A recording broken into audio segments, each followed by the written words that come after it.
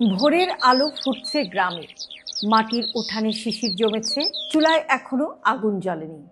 একজন মা চুপচাপ বসে আছেন বারান্দায়, তার হাতে পুরনো এক হিসেবের খাতা।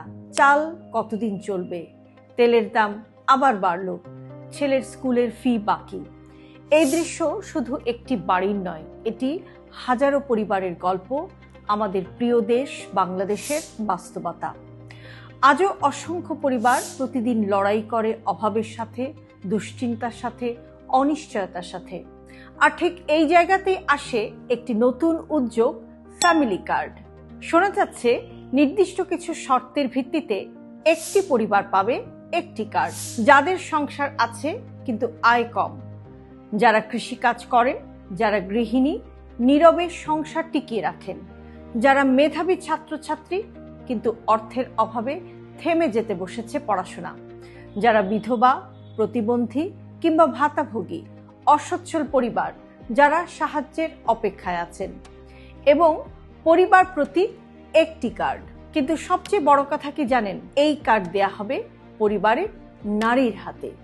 ভাবুন তো, যে নারী একদিন সংসার চালিয়েছিলেন অদৃশ্য শক্তি হয়ে, যিনি নিজের শখ ভুলে সন্তানের ভবিষ্যৎ গড়েছেন, যিনি অসুস্থ হয়েও রান্নাঘরে দাঁড়িয়েছেন, আজ রাষ্ট্র তাকে বলছে আপনি গুরুত্বপূর্ণ। এই কার্ড শুধু একটি প্লাস্টিক নয়, এটি তার পরিচয়, এটি তার সম্মান, এটি তার অধিকার। কারণ যখন সহায়তা সরাসরি নারীর হাতে যায়, সেটা অপচয় হয় না। যা প্রথমে যায় রান্নাঘরে, তারপর সন্তানের খাতায়, তারপর ওষুধের দোকানে। গ্রামীণ নারী শুধু রান্না করেন না, তিনি ভবিষ্যৎ গড়েন।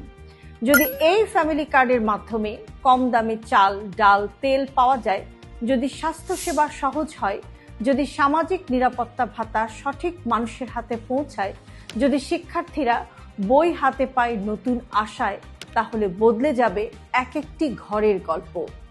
একটি কার্ড মানে আজ রাতে রান্না হবে নিশ্চিত। একটি কার্ড মানে মায়ের মুখে স্বস্তির নিঃশ্বাস। একটি কার্ড মানে রাষ্ট্র বলছে আমি তোমার পাশে আছি। তবে একটি কথা মনে রাখতে হবে, যে কোনো উদ্যোগের শক্তি তার স্বচ্ছতায়। সঠিক তালিকা, সঠিক যাচাই, ন্যায্য বাস্তবায়ন, এই তিনটি হতে হবে ভিত্তি। কারণ একটি ভালো উদ্যোগ যদি সঠিকভাবে বাস্তবায়িত হয়, তা হয়ে উঠতে পারে সামাজিক পরিবর্তনের সূচনা।